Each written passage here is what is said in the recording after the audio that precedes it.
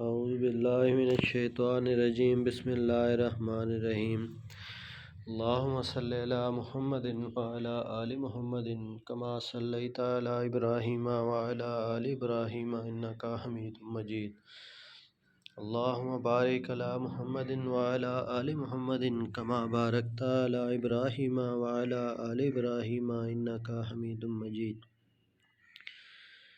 ناظرین، ہمارا آج کا جو ٹاپک ہے وہ ہے امت محمدیہ، امت کے لیے دعائیں، یعنی رسول پاک صلی اللہ علیہ وسلم نے جو اپنی امت کے لیے دعائیں کی ہیں وہ کون کون سی تھیں۔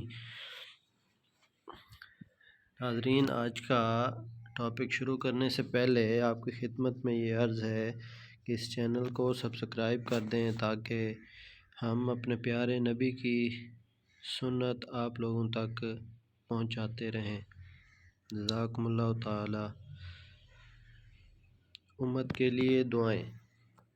ہمارے آقا و مولا محمد صلی اللہ علیہ وسلم کی دعاؤں کی وسعت کا یہ عالم تھا جس سے کوئی زمانہ محروم نہ رہا، اور قیامت تک آنے والے متبعین امت کے لیے آپ نے دعائیں کر دی ہیں۔ آپ نے اپنے روحانی خلفاء کے حق میں دعا کی کہ اے اللہ، میرے ان خلفاء کے ساتھ خاص رحم اور فضل کا سلوک فرمانا جو میرے زمانے کے بعد آئیں گے اور میری احادیث اور سنت لوگوں تک پہنچائیں گے، خود بھی اس پر عمل کریں گے اور دوسروں کو بھی اس کی تعلیم دیں گے۔ رسول کریم صلی اللہ علیہ وسلم اپنے صحابہ کو مہمات پر بھجواتے ہوئے بھی ان کے لیے دعا کرتے تھے۔ اکثر مہمات صبح روانہ فرماتے اور اس موقع پر خاص طور پر یہ دعا کرتے کہ اللہم بارک لامتی فی بکورہم، یعنی اے اللہ میری امت کے صبح کے سفروں میں خاص برکت عطا فرما۔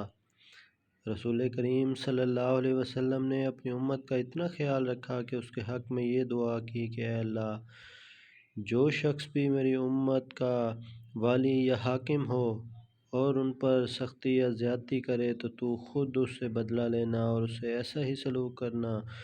جو والی اور حاکم میری امت سے نرمی کا سلوک کرے تو بھی اس کے ساتھ نرمی کا سلوک فرمانا۔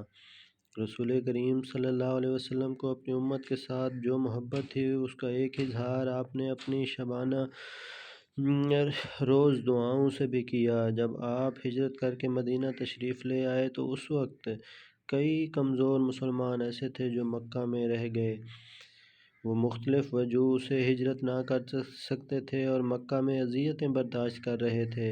آپ کے دل میں اپنے ان کمزور بھائیوں کے لیے جو درد تھا اس کا اندازہ آپ کی دعاؤں سے کیا جا سکتا ہے۔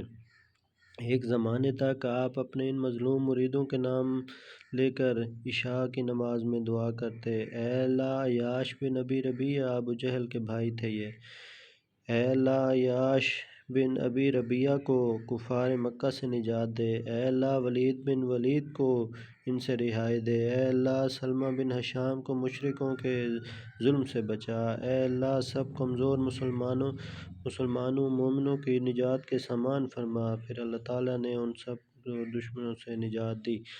حضرت عبداللہ بن عمر بن عاص رضی اللہ عنہ سے روایت ہے کہ نبی کریم صلی اللہ علیہ وسلم نے سورۃ ابراہیم کی آیات 36-37 کی تلاوت کی، جن میں اپنی اولاد کے شرک سے بچنے اور ساری قوم کے لیے اللہ تعالیٰ سے بخشش کی دعا کی۔ پھر حضرت عیسیٰ علیہ السلام کی یہ قرآنی دعا اپنی قوم کی بخشش کے بارے میں پڑھی کہ اے اللہ، اگر تو ان کو عذاب دے تو یہ تیرے بندے ہیں، اور اگر ان کو بخش دے تو غالب اور حکمت والا ہے۔ پھر آپ صلی اللہ علیہ وسلم نے اپنی امت کے لیے دعا کا جوش پیدا ہوا تو ہاتھ اٹھائے اور یوں دعا کی کہ اے اللہ میری امت کو بھی بخش دے، میری امت پر رحم کیجیے، اور یہ کہتے ہوئے آپ رونے لگے۔ تب اللہ تعالیٰ نے جبرائیل سے فرمایا کہ محمد صلی اللہ علیہ وسلم سے جا کر پوچھو، حالانکہ اللہ تعالیٰ آپ کی حالت کو خوب جانتا ہے کہ ان کے رونے کا کیا سبب ہے۔ جبرائیل نے آ کر پوچھا تو رسول اللہ صلی اللہ علیہ وسلم نے اپنی امت کے بارے میں رحم کی بھیک مانگی۔ تب خدا کی رحمت بھی جوش میں آئی اور جبرائیل سے کہا کہ جا کر محمد سے کہہ دو کہ ہم آپ کو اور آپ کی امت کے بارے میں راضی کریں گے اور ناخوش نہیں کریں گے۔ الغرض اللہ تعالیٰ نے رسول کریم صلی اللہ علیہ وسلم کو قبولیت دعا کے ہر قسم کے نشان عطا فرمائے، اور اس کثرت سے آپ کی دعائیں بنی نوع انسان کے حق میں قبول ہیں کہ اس کی نظیر نہیں ملتی۔ رسول کریم صلی اللہ علیہ وسلم کے پاکیزہ اسوہ پر عمل کے نتیجہ میں آج بھی ہر صاحب ایمان یہ برکت حاصل کر سکتا ہے۔ اللہم صلی علی محمد بارک وسلم انکا حمید مجید۔